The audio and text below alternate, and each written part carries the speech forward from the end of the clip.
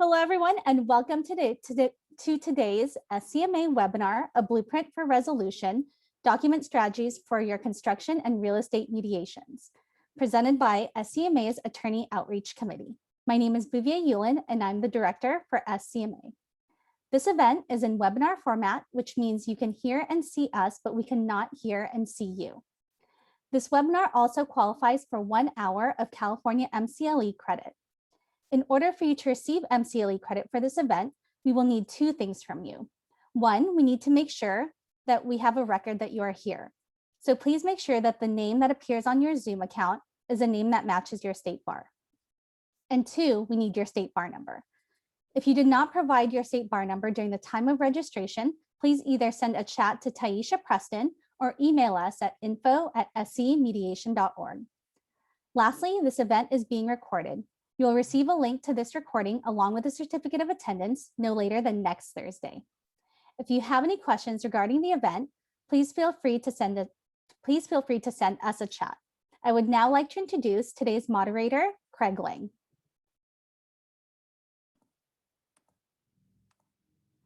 Thank you, Bouvier. Welcome everybody for coming. I'm Craig Lang, a mediator with Lang Mediation, and I am the co-chair of the SCMA Attorney Outreach Committee. For those of you not familiar with SCMA, we are a nonprofit organization of mediators comprised mostly of mediators in the Southern California area. Our mission is to nurture, expand, and develop the practice, profession, and community of mediation. Our website, scmediation.org, includes a member directory containing the listings for several of our members, and it's organized by practice area. If you have not checked it out, I strongly recommend it. It is a great resource for locating a wide range of mediators in this area. Before we begin and introduce our panelists, I would like to thank those who've made this possible. First, my committee co-chair, Jim Cameron, and the committee members, Leslie Kushner, Jennifer Johnston-Toronto, and Diana Kraus-Limon. I would also like to give a special thanks to SCMA's Executive Director, Bouvier, who you just met, and SCMA's Administrator, Taisha Preston. And I'd like to introduce our panelists now. Our first panelist is someone you will find on the directory I mentioned, Wendy Fasberg of Fasberg Mediation. Wendy is a private commercial arbitrator and a mediator with comprehensive transactional litigation background in real estate, construction, and business matters. She has her own private mediation practice, but is also a member of the Commercial and Construction Arbitration and Mediation panels of the American Arbitration Association, both for regular and large complex matters, as well as a member of the California Association of Realtors Mediation Panel, the Community Associations Institute Mediation Panel, the Los Angeles County Bar Association's Attorney-Client Mediation and Arbitration Services Panel, and the Beverly Hills Bar Association Mediation Services Panels. Welcome to our discussion, Wendy. And I would also like to introduce David J. Sire, a partner at Feldman and Associates. David is a private practice attorney specializing in construction litigation, as well as the transactional aspects of construction law, like contract negotiation, change orders, construction defects, the list goes on and on. Mr. Sire is also a certified mediator, having received mediation training from Loyola Law School, but doesn't currently practice as a mediator. David received his bachelor's degree from the University of San Diego and his JD from Whittier Law School. Welcome to the panel, David. So just to kind of pull the curtain back for everybody, I just wanted to explain to you why I came to the idea of leading this discussion today. Since the pandemic began, most of my mediations have been conducted virtually via Zoom. I've also done arbitrations via Zoom. And one thing that I have repeatedly come across is situations where it's clear that one document in particular, or maybe just a handful of documents, would likely shed light on a particular issue and controversy, but the party in possession of that document hasn't shared it, or in some cases just doesn't want to share it or doesn't have the ability to share it once it's been described. And just to give you an example of one case, this was actually an arbitration, and one of the parties, who was the claimant, was representing herself, and there was a particular issue about whether the charges for a particular work was by the defendant were appropriate. The defendant insisted he never told her that the work he was charging for was free. But she said, well, what about this email? And literally held up a piece of paper. And everybody just kind of was taken aback. And I said, is this something you produced as part of your exhibits? Oh, no, I forgot to include it. I said, well, can you share it with us now? It's an email. Could you forward it to us? Oh, no, I printed it out, then I deleted it. And can you scan it? Oh, I don't have a scanner. My scanner's not working. So needless to say, that made things more difficult, and it clearly could have been avoided had he shared it. Shared it previously. And while that case is an arbitration, I've had similar encounters during mediation. And I just thought it would be helpful to talk with attorneys and other participants, including the mediators, about the importance of sharing documents in relation to mediation and the things to consider when doing that, especially when the mediation is virtual, as so many are right now. And that's what brought us here today. And Wendy and David, they specialize in construction and real estate, but I think both will agree that most of what we're going to talk about today can be applied to almost any kind of litigation and certainly mediations and other subject areas. There are a lot of subject areas in litigation and mediation where that may be document heavy. So hopefully the advice that they dispense today is applicable to the multiple areas of litigation and mediation. And so, Wendy, I'm going to start with you and just ask, in your experience as a mediator, can you talk about the importance of documents in mediation and in particular construction and real estate cases? Thank you, Craig. Yes, I'd be happy to.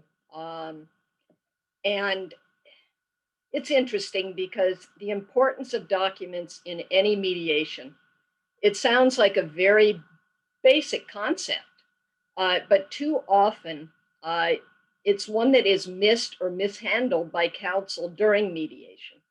And I'll tell you that I feel that this is such an incredibly important part of mediation. You'll likely hear me repeat several points as I talk about it today. I ask for your indulgence in advance for that repetition. But the more we hear important things, hopefully the more those concepts become ingrained in our brains. So, as we all know, documents can be important in many types of matters. However, in conjunction with construction and real estate cases, the document trail is often pivotal in determining outcome. And they can be just as important in conjunction with mediation of these types of matters. Just as a few examples of essential documents to provide for mediation, there is, of course, the construction contract in an owner-contractor dispute, for example. And there's sometimes a clause in the contract that is so potentially impactful to the ultimate result that its use in mediation is essential. For example, a properly drafted clause limiting consequential damages can be a game changer in terms of what can be accomplished at mediation. And I've got to say, I could spend a whole hour talking about how important it is to carefully draft these clauses. Lately, the courts have been taking varying positions on these clauses, and depending upon the precise wording of the contract language. But that's a discussion for another day and for another panel. So now, unsigned change orders. A change order that has very specific language. A lot of disputes can be resolved where these documents are involved and are provided. The schedule on a construction project. And when you get into critical path issues, and everyone is looking at and can track the relevant information on the same document during the course of the mediation, you can get a lot done. In residential real estate cases, the transfer disclosure statement, the seller property questionnaire, and other disclosures, how, when, and if contingencies were removed, and the documents that were used in removing them. These are just a few examples. simple examples of documents that can play an important role in mediation. And it's important to see to it that you can provide to both the other parties and the mediator the documents that support your position. They can help inform the perception of opposing counsel and parties regarding the strength of your case. Otherwise, there's no incentive for them to settle. At whatever stage of the litigation the mediation takes place, the attitude is, well, they say that, but I haven't seen anything to back up their statements, so their position is meaningless to me. Now, notwithstanding the importance of sharing documents, there is it's what I would call a moderately widespread tendency to want to hide the ball during the pre-hearing stages of litigation or arbitration. And this approach can spill over into the mediation. Often parties needlessly withhold information and documents, afraid of what the other side will do with it. Or they think that they have the magic bullet that will cement their case, only they want to spring it later in the process. But look at the statistics. Most cases don't go to trial or to arbitration hearing. So what are you waiting for? The fact of the matter is that if the dispute is not resolved during the mediation, the parties are going to get the documents during discovery anyway. So there's really nothing to lose by sharing. This is negotiation 101. Mediation, like straight negotiation, is all about information. The more information the parties and the mediator have, the better prepared they will be to find solutions. And it's often the sharing of information, and most importantly, of the documentary backup to any given position that helps get the matter resolved. I cannot say it often enough. Until some kind of proof is provided to support an allegation by a party, the other parties just don't believe it. And this is particularly applicable in the various elements of damages. It's nice to say that you have these hundreds of thousands of dollars or millions of dollars in damages. But if you don't cough up some kind of documentary backup, you're not going to get anywhere. The defense is always looking for the documentary backup. In fact, both sides are. So submitting a confidential brief and withholding documents is often a missed opportunity to persuade counsel for the other side that they may have misevaluated the case. They may not have had the whole picture.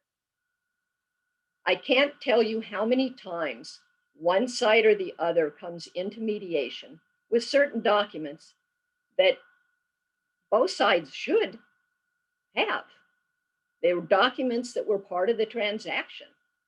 And perhaps the particular document was not provided by the other side. Now, when I question counsel who did not provide the document, definitely in a separate breakout room, of course, after having their client search for and provide the document, sometimes it turns out that either it's not signed by everyone or it doesn't say exactly what their client represented that it said. And for those attorneys out there, we all know that the clients only provide fully accurate information to their attorneys, but you know how it goes. So this kind of thing can be a game changer. So providing relevant documents can avoid a situation where counsel who do not have the documents gets blindsided at some stage of the process. And again, this type of thing can be the catalyst for achieving a resolution. A shared brief with backup documents is an opportunity to persuasively argue your case to the other side without confronting them. What better way to convey to convey information you want conveyed to the other side, such as the strengths of your case or the exposure of problems with their position. You can always include a confidential letter or email to the mediator with with any truly confidential information and identifying documents not to be shared. At the end of the day, the more information the mediator has, the better equipped he or she will be to help the parties resolve their matter. So if you don't want to share certain documents with the other side, all important documents should still be shared with the mediator. The mediator can often effectively use or at least confirm the existence of those documents.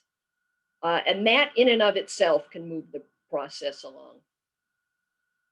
Now, for me, frankly, when it comes to documents, it doesn't make a whole lot of difference whether the mediation is in person or is online. Most counsel do not hesitate to send me hundreds or even thousands of pages of documents out of the mediation, along with their mediation brief. Incidentally, this submittal sometimes happens 1 or 2 days before the mediation. Handy hint, if there are a lot of important documents, that's not a good way to go. Because I happen to be a mediator who actually reads what the parties submit. It's not always the case. To be honest, I only glance at the superfluous documents that are often submitted, but I read the important stuff. That way, I'm better prepared to help the parties at the mediation. Most construction and real estate matters come down to a few, sometimes even one, critical documents. So it is important, it is essential to provide the relevant documents, and don't bother with the marginally relevant ones. As an important part of your preparation for mediation, it is important, whether you have previously provided documents or not, to have all documents available during the mediation. Now, here is where there can be a significant difference between in-person and online mediation. If the mediation is online, those documents must be available on your computer, whether downloaded in Dropbox or some other shareable location, so that they can be emailed or screen shared if necessary. This is especially important if you have not already provided the mediator and or opposing counsel with the documents prior to the mediation. Because it often comes up that there are some documents that have not been provided prior to the mediation, and they're essential to resolving the matter. Under these circumstances, there are a couple of options available that you all know about. One is merely to have counsel email the relevant documents during the mediation. The other is to enable screen sharing. So long as the documents are available on counsel's computer, we can all be looking at the same documents at the same time. Incidentally, as a practical matter, this can apply to in-person mediations as well. Digital handling of document production and sharing is becoming more and more the norm. Another handy hint, as for any information from the other side that you feel is essential to settlement, ask for it.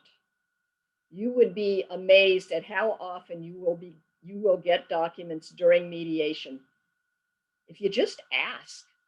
Even if you weren't able to get them before, the mediator can help accomplish this.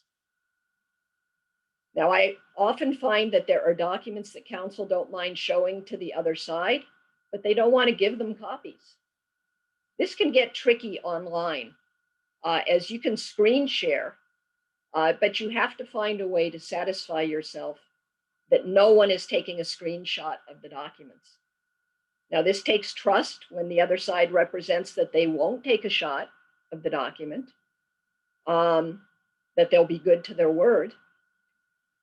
Frankly, I have not figured out a foolproof way to accomplish this other than plain old trust. Perhaps my co-panelist will have some ideas. Finally, the takeaway is exchanging mediation briefs, including supporting documents, is the best way to let the other side know why you are likely to prevail in any ensuing litigation or arbitration should the matter not settle. And it is a non-confrontational manner as opposed to a face-to-face discussion or telephone conversation, which inevitably becomes positional argument that'll get you nowhere. Of equal importance is to make sure that the mediator has been provided all essential documents. I do want to punctuate that one point. Remember that I said relevant or important documents. We all know how many pages of documents are involved in virtually every construction and real estate deal these days. So a document dump for a mediation really is not the way to go. It is the documents that are important to the issues in the matter that should be provided, both to the mediator and to the opposing parties. David, what do you have to say on this subject? And before David, before you speak, I'm sorry, I just wanted to interrupt. Thank you, Wendy.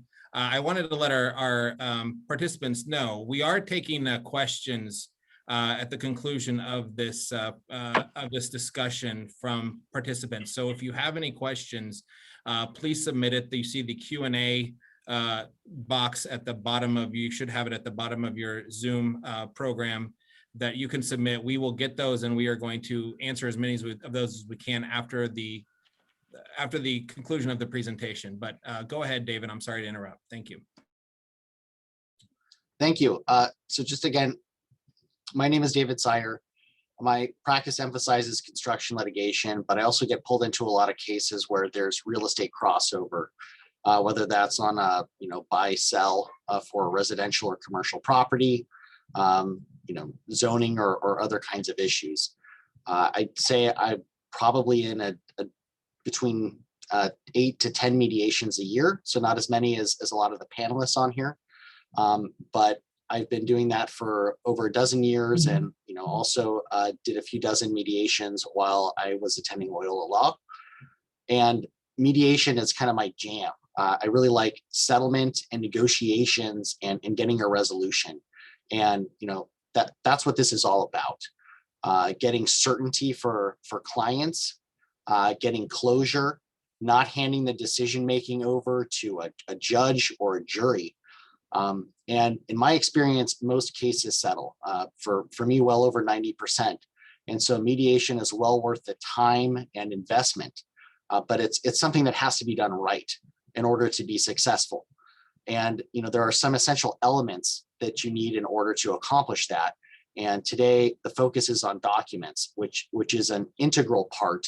And there become some nuances essentially when you're dealing with a remote mediation rather than one that's in person. So with that, I had a few things that I wanted to talk about, but while it's fresh in your mind, I do want to respond to a few issues that Wendy raised. So it's important to have a handle on your documents because that's going to prove that you know about the case. You need to convince the other side and to some degree your client that you know about the case, the risks, the rewards, what's going to happen if things don't settle today in order to be successful at mediation.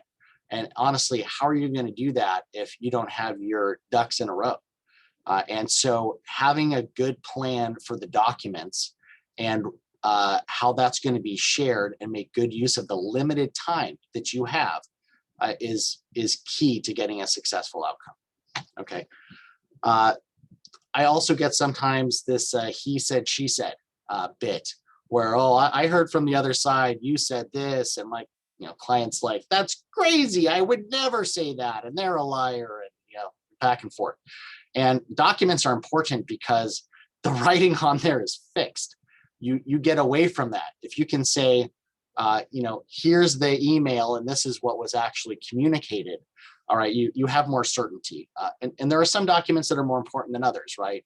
So we heard mention of the contracts, whether you're in a construction dispute or a real estate dispute, that's probably going to be one of the key documents, because that's going to say what the parties agreed to, what the consequences are, if there's an attorney fee clause, so that every dollar your client spends on you isn't being taken out of the pot, if there are some kinds of limitations on liability, if there's exposure to indemnity.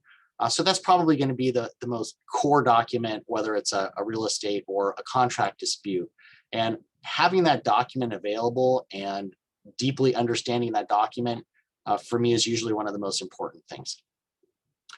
There was another thing Wendy brought up, which was called hide the ball, that the people have a tendency to screw up their mediation by, trying to hide the ball. And I have mixed feelings about that. So, settlement is the province of the client, right? So, ideally, you're helping your client to make informed decisions. And in order to do that, you need to have the information. And if the other side isn't sharing information, then you're going to have a harder time advising your clients and frankly, valuing your case or your position. Okay. So you have to balance that a little bit. But to be honest, there are some times where I really don't want to show a document to the other side, because I actually have one of those I gotcha surprise documents I want to use at a deposition later. And so this can be more of a factor about when you mediate, if it's sooner in the case or later on in the case, which is a little bit of a separate issue. But for the most part, if you want to get paid and you want to get your case settled, which is the goal at mediation, you probably need to err on the side of sharing information and not hiding the ball. There's a limited amount of time. So I think Wendy initially said that, the more information, the better. But then later she clarified that you really need the relevant documents and the important ones. And it's probably a really good idea to attach those to a mediation brief. I'd like to ask her, what's a good range of documents to attach? Is it a 1, couple, 3, 5, don't ever go over 10, kind of a range. But, you have a limited amount of time, and so does your mediator. They're probably not going to spend days pooling over the case. I was taking a little pink to hear Wendy say that she actually does read the mediation brief and all the documents. I've had some mediations where I'm never entirely sure that happened. So that was refreshing to hear. So, I would just caution to say, you don't want to get lost in the weeds. Usually in most cases, there are key documents. And if you don't know what those are, you should probably go back through them, because you need to know that before you get started. So another issue that she raised was a confidential mediation brief. I've had some concerns with that. When I write the mediation brief, you need to know who your audience is, right? Is it the mediator? Is it the other side? Or if you know you're going to exchange briefs and share that, then you might couch what you're writing to that effect. So some places where I've seen things go south because of a confidential mediation brief that gets shared, essentially later, is where there are some things that are frankly insulting or just downright mean that are communicated about the other side. And when you get the other side's mediation brief and share that with their client, and it says what a schmuck they are, that can get you further away from settlement. So if you know you're going to share a brief, I would be cautious about that. The other thing I've seen go south with that is where you expose some of the downsides about your case. I'm of the position where I typically like to say, okay, here's my best cards, but look, I'm aware of what the weakest link is too, okay? And confront that and be upfront about that. But I don't necessarily want the other side to know that information. I've seen a situation where we got another side's mediation brief and they had some concerns in there that we didn't even know about. And we're like, this is fantastic. We've got a couple new, arguments to make, and we know, where they're really scared, frankly. So I think you need to be a little bit careful about that. And if you know this is something that's going to be shared, that's something that's easier to do. The last part that Wendy stated that I wanted to kind of comment on is about digital sharing.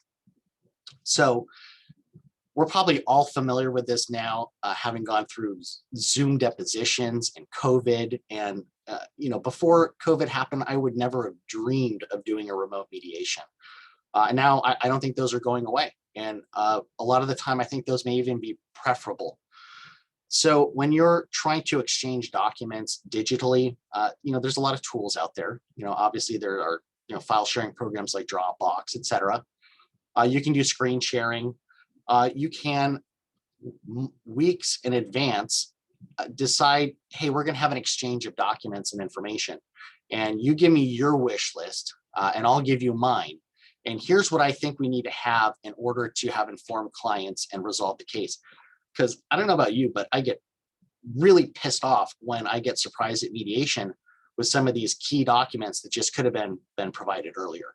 And that can be counterproductive, especially when you're dealing with a limited amount of time and trying to go scramble to find the replies to that email that, say why, something might not have been accurate, for example.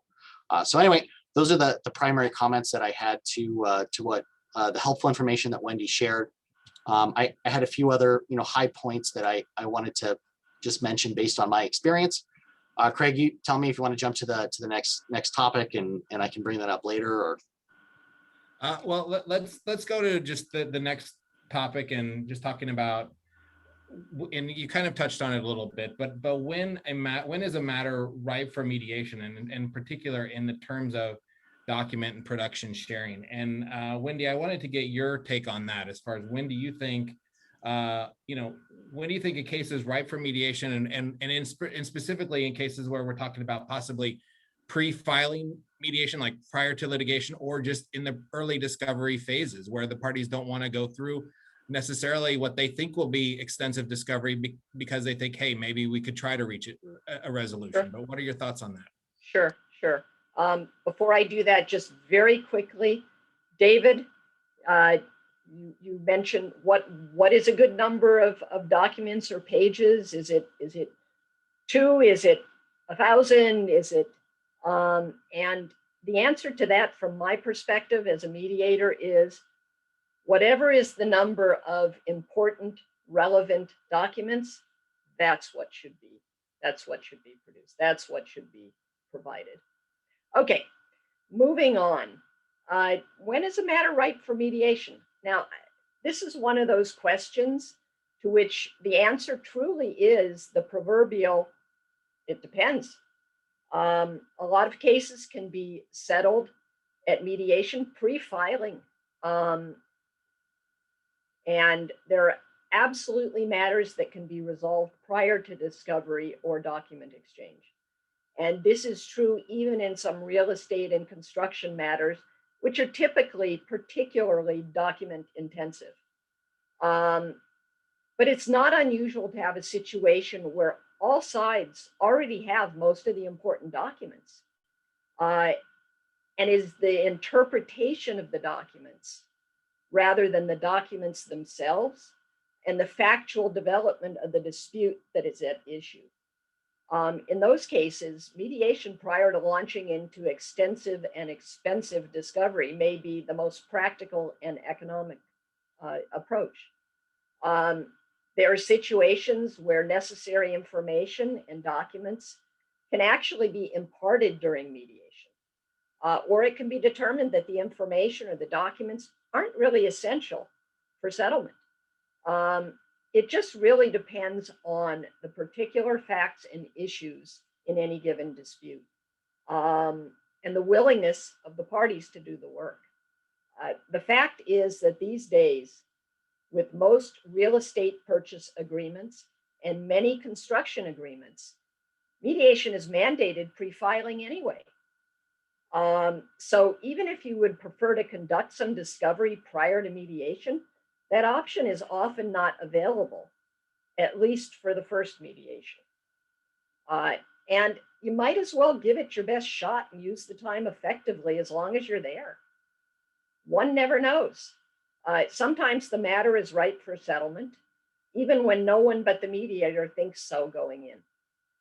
I cannot tell you how many times I have had counsel for one or both sides tell me prior to the mediation that no chance, this is not a matter that's going to settle.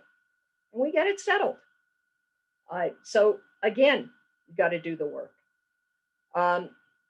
With that said, some matters truly are not ripe for mediation pre-filing. Now, some parties just need to feel the pain of litigation or arbitration before understanding the benefits of settlement, in which case time can bring the clarity necessary to settle.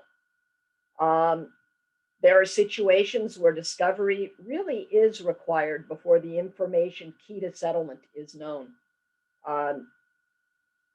Examples of information that one side has and the other doesn't in real estate matters: pre-sale conditions, historical repair records, post-sale discoveries, technical information like subsurface geotechnical conditions of a pool, problems with a foundation and the cause for it, wall encased mold. In construction, it can include owners' prior knowledge of subsurface conditions that they just didn't share, or a myriad of on-site conditions discovered during the course of construction that the contractor or a subcontractor may not have shared.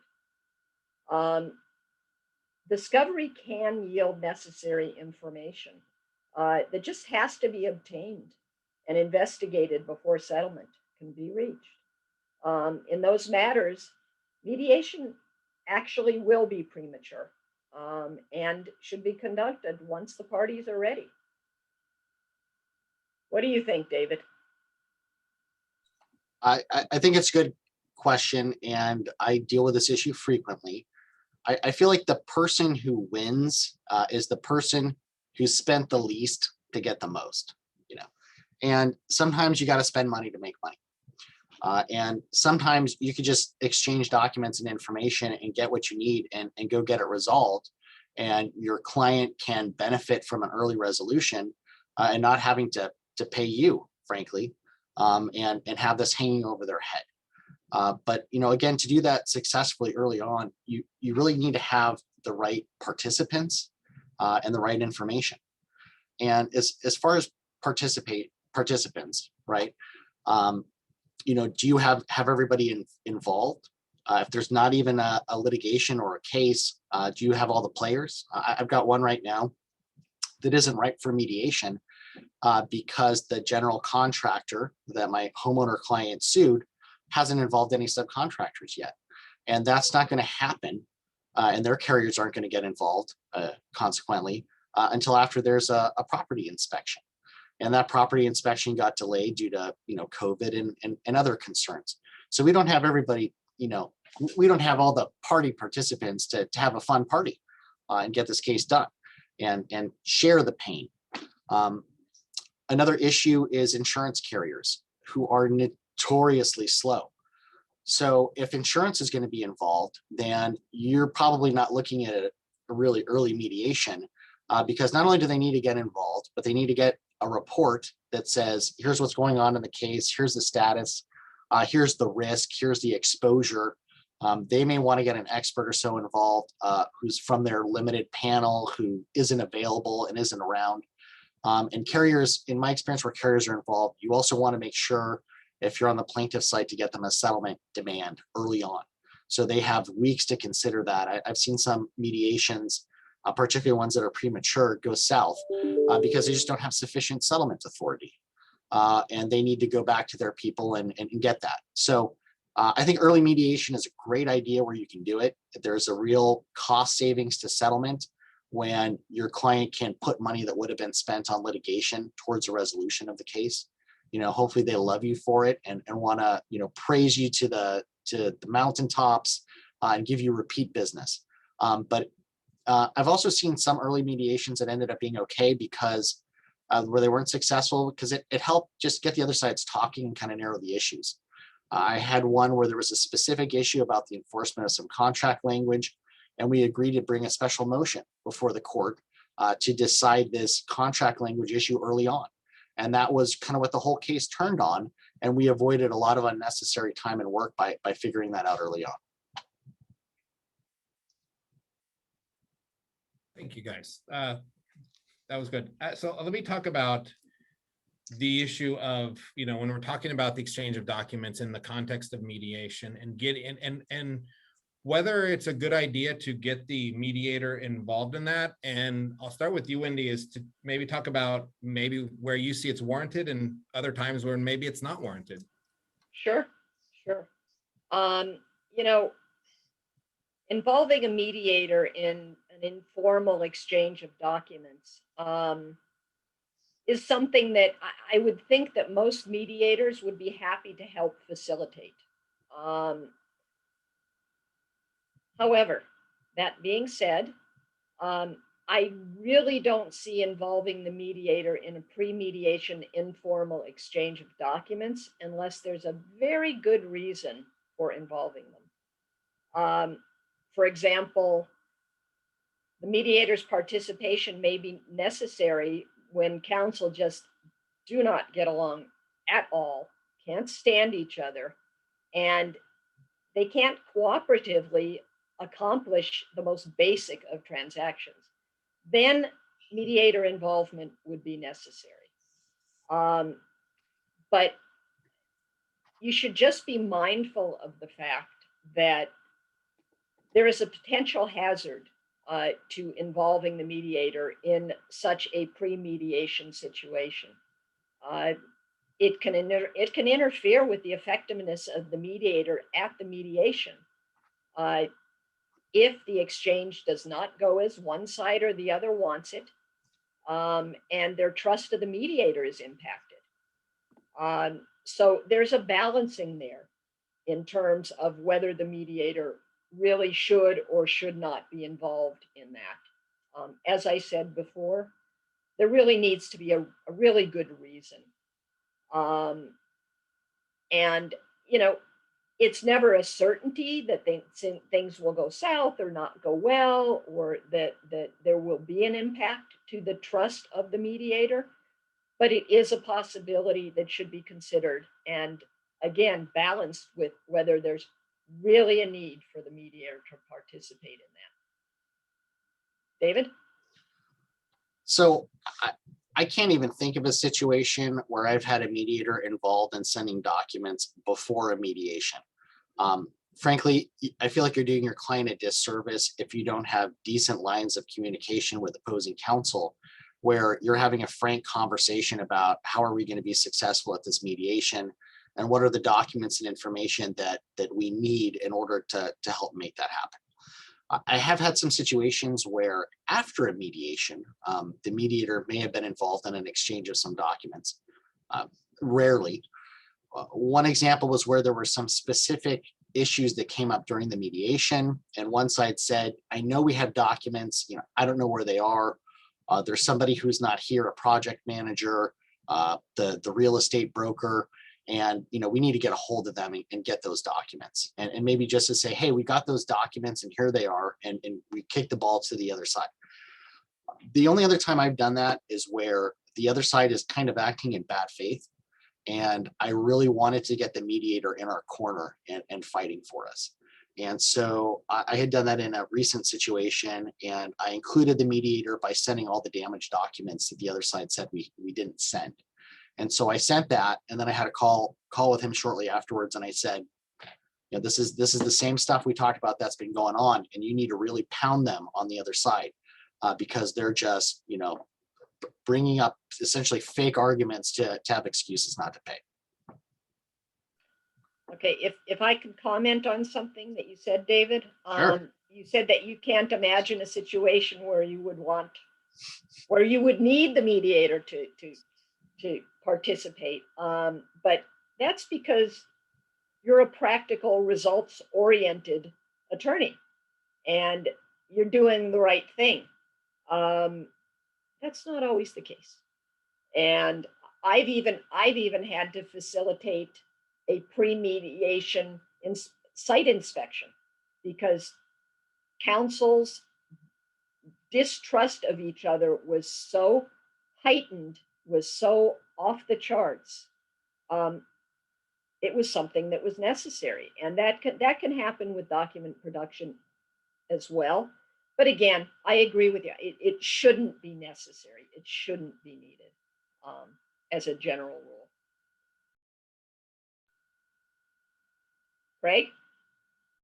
Sorry, I was unmuted for a second.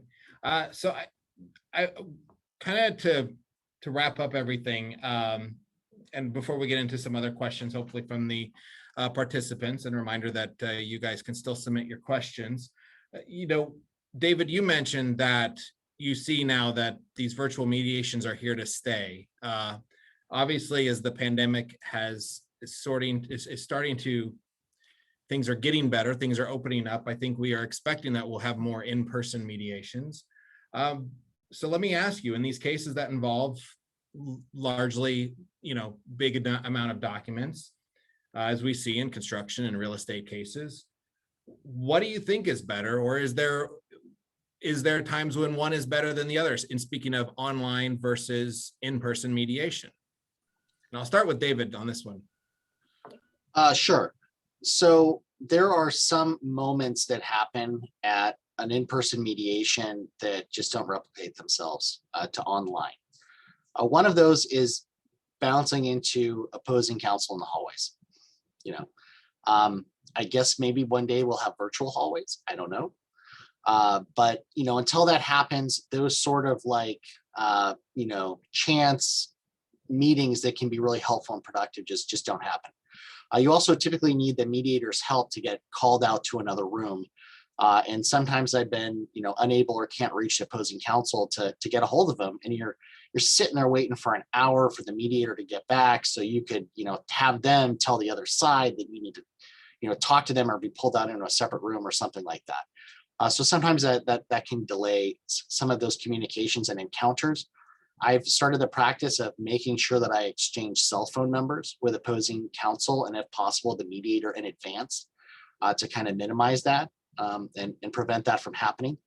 Another time that I found in-person mediations just to be superior is when you really have a lot of parties. And like I had a construction mediation, for example, that involved, upwards of 20 parties and insurance carriers. And there were a lot of different issues going on. And it was really helpful to be able to bounce from room to room and to explain to, for example, general contractor why they really needed to pay.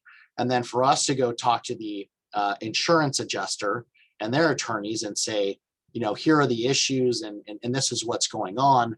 And then bounce into another room with another party and deal with those issues. And so for something that's very large, I think it's better to be in person. But I'll say this, I really think the remote and the digital mediations and also depositions can be much more efficient if they're done right. So one of the tips that I would suggest that I've done for depositions that I think carries over well to mediations is, you really have to have your documents in order and those files scanned and upload. And I'd like to name them and maybe even have like an exhibit 1 with a short description after that. And so that way I can see at a glance, what the documents are. And sometimes where there are a large number of documents, I'll even just have a short little exhibit list. So I can cross-reference and find the documents that I need quickly. And as a result of that, I feel like I've been better prepared for some remote depositions and for some remote mediations, because it really forces me to up my game in terms of organizing the documents and having them accessible. Okay. I have a couple of comments about what you said, David. And I agree that certain types of mediations, especially the larger ones, the multi-party ones, can be easier and more comfortable because of the ability to physically bounce back and forth if you need to various rooms. I have found that I can accomplish that. It's probably a little more clumsy than in person, but in an online mediation, which is mostly all we've had for a pretty extensive period of time now. A similar thing can be accomplished. It takes some really, really tight coordination by the mediator. But I always, before I leave a room, I always make sure that council are aware of the ask for help button. And if they need me, they call me back. And when I can get away, I pop back. And I always have extra breakout rooms on Zoom. And I can always pop various council into a private breakout room. So it can be accomplished online, but I agree with you. It is a bit more clumsy. It's easier when it's in person, but it is doable.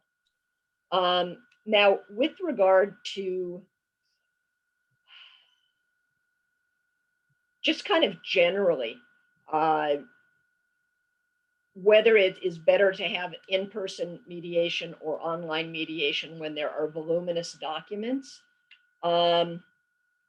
things have started to open up, and so has a bit of a return to in-person mediation. I even have matters where the parties have waited for months until their mediation can be held in person. They just still do not want online mediation. But I have no doubt that many people have recognized and become very comfortable with the idea of online mediation and will remain in that space. But should the existence of extensive and voluminous documents change the conversation regarding whether the mediation should be online or in person? Personally, I think it depends. We've talked about the various ways to share documents in connection with a virtual mediation. And it's just not all that difficult. So I don't think that construction or real estate matters with lots of documents need to be held in person necessarily, unless the parties want it that way. Because after all, at the end of the day, it's their mediation. There is one caveat, though, I must say. In a construction matter where the plans form an important part of the documentary evidence and they are pretty essential, and it's important for the mediator to see the plans, I find it much easier to review them in person. When plans are emailed or shared or are shown through screen sharing, unless you are able to zoom into a small section of a sheet, they can be really difficult to read. I have to admit, I've pulled out a jeweler's loop in the past, which is ridiculous and incredibly difficult, but I can see small portions, or a magnifying glass. But neither of those are comfortable or complete ways to view plans. And it makes it very difficult to get a full picture of what you're looking at. Unless the answers truly lie in a very limited portion of the sheet, under the limited circumstances where thoroughly reviewing the plans or a portion of the plans is key, my preference will always be for in-person, where the plans can be viewed full size. Otherwise, it's truly up to the preference of the parties and council whether to hold the matter in person or online. I find the results very, very comparable. And let me just jump on that really fast to say, you said it's really up to the parties, and I think that's something to pay attention to. I have a wide variety of clients, and some of them are what I would describe as new school or old school. I have some clients that are much more comfortable with technology. I have some clients that think it's great that we're doing Zoom meetings and GoToMeeting, et cetera, and nobody has to drive anywhere and go park. I have some clients that I will describe as old school that think that it's important to look the other person in the eye, and to shake hands on a deal. And so you need to be mindful of who your client is, who the other side's client is. and make sure that you have the right mediation for them to be successful. I've also found where some people are important people are remote. It's wonderful to have that ability through a Zoom deposition. And I'm hoping that there will be lots of hybrid options available going forward to deal with situations like that, or to pull in somebody from outside that needs to be involved. Thanks. Yeah, and I have held multiple hybrid mediations where some of the parties are physically in rooms and some are beaming in remote. I'm sure a lot of the insurance adjusters, I don't know, the ones who like to travel, it's going to be really bad for them. But for a lot of them, they don't have to get on a plane to get to a, you know, to get to a mediation halfway across the country. So anyway, that's where we're at. Do we have any questions from attendees, Craig? Yes, we have some. Before we get to that, I do want to thank everybody. Let you know this ends the panel discussion period, but we are going to take questions. So the panelists have agreed to stick around, and we appreciate that. So those who would like to stay are more than welcome to. If you can't stay or just don't want to, you can leave. You'll get your credit. But I would ask. I think we'll have a few questions to answer, but and I did want to just mention for those of you interested in other events coming up for SCMA, we have our How I Made It series on July 7th with Elizabeth Hill. She is the director of the University of Colorado at Boulder Ombuds Office, and she's just going to talk about how her skills as a mediator helped her in that profession. On July 21st, we have Bracketology 101 by Lee J. Berman. This is not about basketball, but it is still an interesting topic of discussion that is often discussed in the mediation profession. We are going to have our annual summer soiree August 5th. And then on October 6th, we have Mediation Race presented by Ken Cloak. And then, of course, we will have our annual conference, which this year is going to be on November 13th. So for anybody interested in registering for those, you can do that. You can also join SCMA by visiting our website at scmediation.org. So thank you again, everybody. We do have some questions. I'm going to do the first one. It's an anonymous person. Going to modify their question a little bit. They ask about, you guys had both mentioned that attorney fees are often in the contracts, and in particular asking how often are attorney's fees paid in your mediations. And I think by that they mean how often are you able to settle where, you know, some part of it or maybe all of it is all of it includes the attorney's fees. And also, I'm going to ask this of David in particular, if you are an attorney asking for attorney's fees as part of your demand, how important is it, do you think it is, to bring your bills, you know, since we're talking about documents, to the mediation? And I'll start with you, David. I have never brought my bills to a mediation. That's going to get attached to a motion for attorney fees somewhere down the road after getting a judgment. But attorney fees are really important because, like I said earlier, you know, how much of that pot gets reduced because there's not an ability to recover attorney fees can be a big factor in settling a case. So, for example, if you know the other side is going to have to spend a ton of money that they're not going to get back if they take this to trial, then the settlement amount may need to get reduced in order to reflect that. So if you think you're going to get $100,000 at trial, and it's going to cost you $50,000 to get there, your demand should really be $50,000. Okay. I rarely see attorney fees actually get paid out at a mediation. Okay. I've seen a couple examples where that happens and where there's a strong basis to get the attorney fees. There's a lot of exposure. I'll just back up really fast. A much better attorney than me once told me that in order to get paid, there's really three things that you need. You need liability, damages, and a willingness to go to trial. Okay. And if you're missing one of those pieces of the puzzle, you might be out of luck. Okay.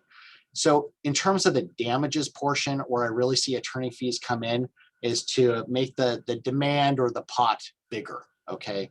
So we're not just asking for $850,000. It's $1 million because you made us sue you and then go out there and do this discovery, et cetera. And so if from a negotiation or an anchoring perspective, that attorney fees is part of the puzzle. But rarely does that end up being something that the other side is paying out in a settlement. Okay, and I would agree with what David just said. The attorney's fees and the fact that I have put out attorney's fees, I've spent X dollars in attorney's fees, and I want is often part of the initial discussion of one side or the other's demand or offer. But more often than not, it just gets wrapped up into a final number. I rarely see where it is an actual line item in the settlement.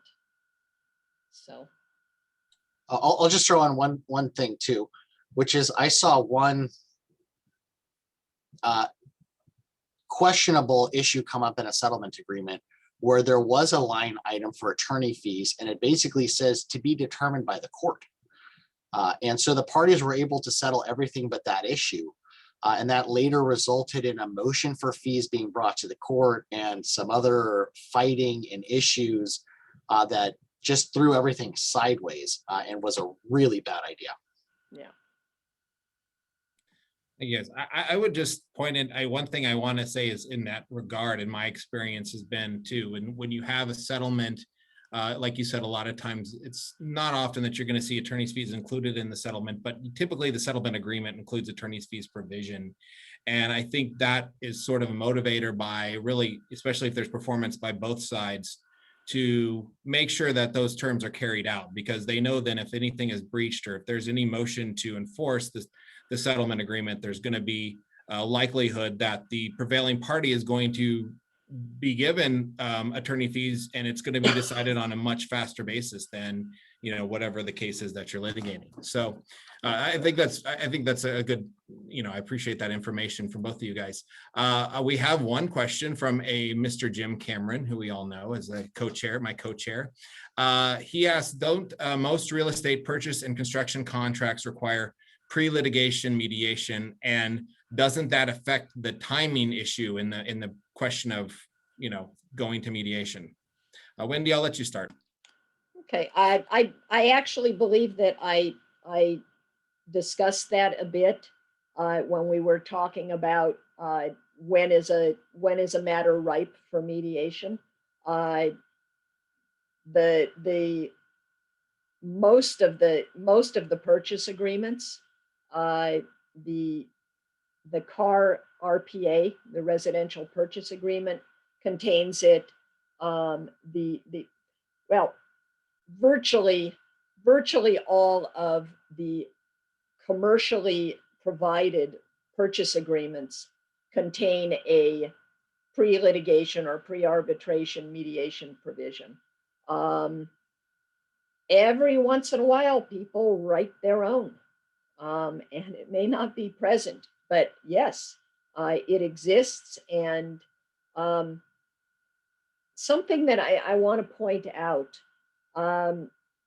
most people refer to it as a requirement that mediation occur pre-filing. To be technically correct, there is a major incentive for doing that, for pre-filing mediation. It's not actually required. Most of these provisions impose a penalty that could be very severe at the end of the day if parties don't mediate before they file. And that is, they are subject to, if they are the prevailing party, they are subject to not getting their attorney's fees and costs. And I've seen cases where the attorney's fees and costs get very close to the amount in controversy and sometimes exceed. It can be, that can be hundreds of thousands of dollars, and in some of the big cases, even in the millions. So it's a strong enough incentive that it is almost mandated, but technically it's not mandated. There's just a penalty attached to not doing it. But most of the purchase and sale agreements, they have the provision and the parties mediate pre-filing. Many construction agreements have a similar provision, and in some of the construction agreements, it actually is a mandate. So, and those provisions are effective, and mediation, successful or not, occurs pre-filing. I'll just throw my 2 cents in really fast. I typically think mediation is a good idea. In most cases, settle in mediation. We had a long discussion about what you need in order to be successful at mediation in terms of getting the documents and information that you need in order to be able to advise your client and make an informed decision. So all that stuff still applies. But I've been party to some pre-filing mediations that are just a huge waste of people's time and money.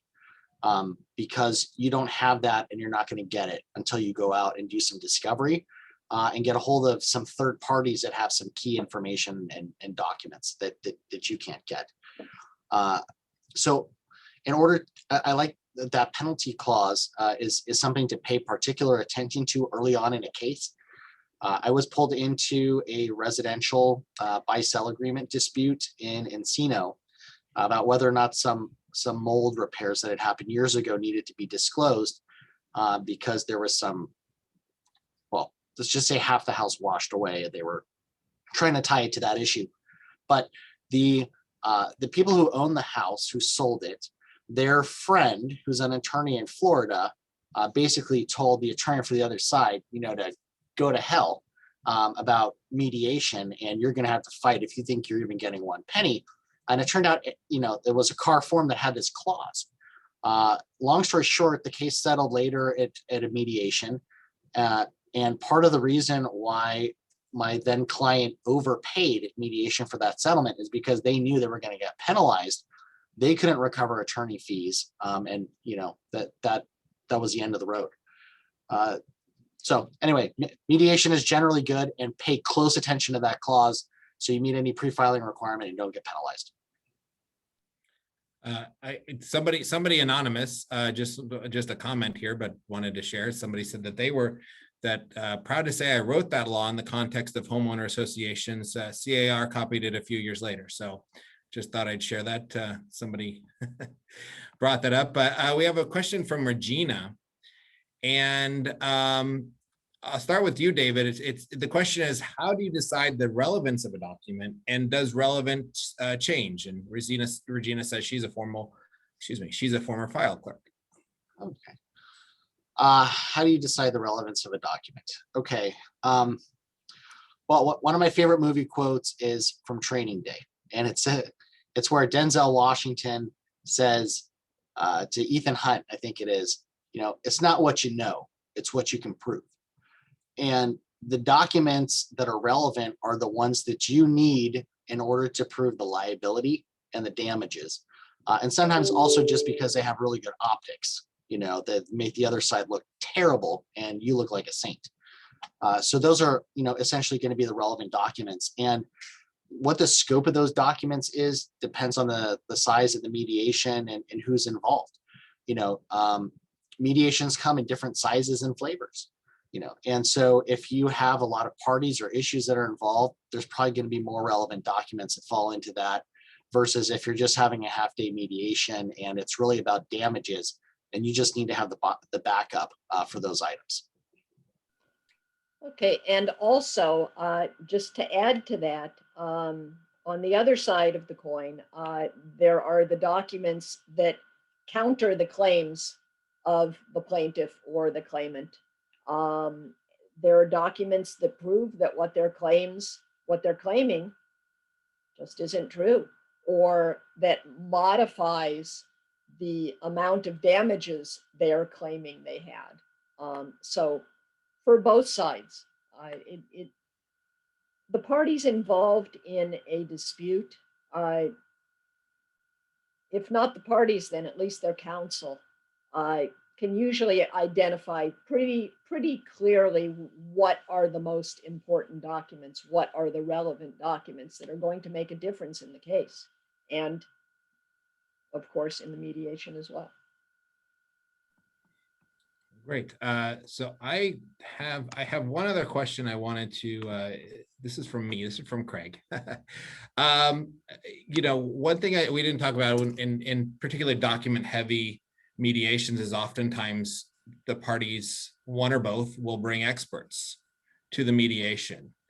And Wendy, I'll start with you. What do you think about that, about bringing experts in to the mediation to, in particular, to look at and analyze documents? And do you see any potential problems with that? I think that it like with so many things in mediation, it depends. There are many cases that just the parties don't need to spend the money on bringing an expert in.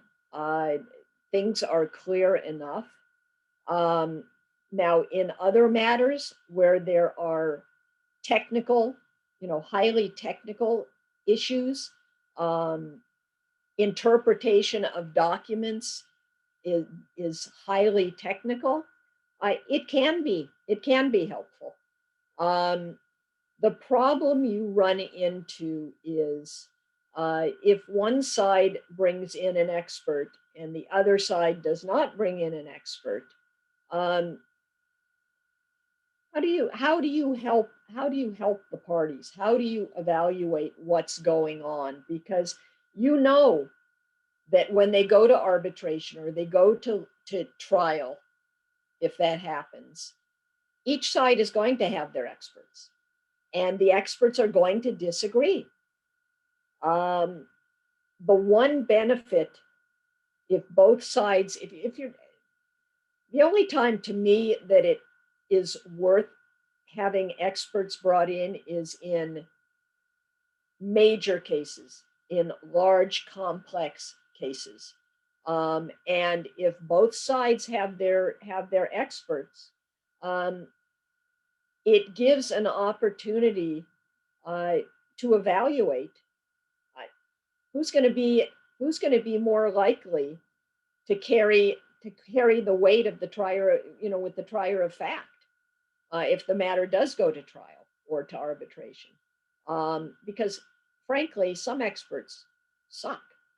They're bad. They're just, and they may be very intelligent and they may be very knowledgeable, but they don't present very well. On the other hand, you have experts who basically now make their living. They have the background, they have the experience, but now they make their living testifying. And they're very smooth and they're very, they're very believable. However, that's something that has to be taken into account when evaluating the value of what they have to say, because some of them are very smooth. But I mean, I had an expert who came in, and he was very smooth and he had all kinds of knowledge and he was fairly old. And this particular case had to do with earthquake damage. And it turns out that the last time he actually was on a site and evaluated earthquake damage was about 15 years before. So, there is a potential value, and it really has to be weighed against the cost of bringing an expert to the mediation. Very, very often, it's just doesn't add much. Yeah, to follow up on that, some experts are better than others, but they're all expensive, really expensive. I Yeah. want to get into the expert business. That's how expensive they are. I rarely use them. There are some times where I have an excellent expert who does delay presentations. And that's a topic that's hard to understand. And so sometimes having somebody who can explain that to both sides and give a presentation is very helpful. And in a couple instances, it's been really good for the other side to see if this doesn't settle and we actually have to go to expert designations, good luck. This is the guy you're going to be up against. And look what a fantastic presentation he's going to have for the trial. I would also caution to make sure that you get permission from the mediator in advance to do something like that. And that it's cleared by the other side, because the worst thing you could do is show up at the mediation with your very expensive expert who spent a lot of time preparing, and the other side says, no, thank you. So that's, just something to be cautious about. I've also sort of brought an expert, I guess I'll call it more like coverage counsel, where there are some insurance coverage issues. And we're looking for insurance to make a large contribution, and they disagree with that. Is another area where it's been helpful to bring in some expertise. And then I had one instance where we had an expert for HVAC, and the other side didn't. My client thought that we should get some great outcome at the mediation because we were the only ones with an expert who had a good opinion. And the other side said, don't worry, we'll get an expert and he's going to have the opposite opinion. So, which is the fact when you ultimately go to trial or arbitration. So, but I agree with what you just said, David. And again, it's a matter of weighing the cost versus the benefit. And unless it's a very large case, the cost generally is not warranted by the benefit. And very, very definitely disclose to the mediator and to the other side that you intend to bring the expert before you bring them, for sure. I think that does it for the questions. I'll just ask, I'll start with you, Wendy, and then David, if you guys have anything else you wanted to add. Otherwise, we can wrap it up here. I think everybody has heard my voice long enough. I think we've covered it. Great. David, did you want to add anything? I just really appreciate the opportunity to discuss this. I think mediation and getting settlements and resolutions provides a lot of value to clients, and that I thank you for putting this together, because documents are one of the most important parts to having a successful mediation. Thank you. Absolutely. Thank you, Craig. Great. Well, Craig thank you, and Jim. Thank you. Yes, thank you, guys, and I appreciate you joining us, and I want to thank everybody who stuck around. If anybody is interested in joining SCMA, you can go on the website scmediation.org. You can always contact myself, Jim Cameron, or Bouvier, and otherwise just continue to check with us regularly, as we intend to schedule more upcoming CLE events. And thank you again to our panelists and everybody who attended today. Thank you. Thank you.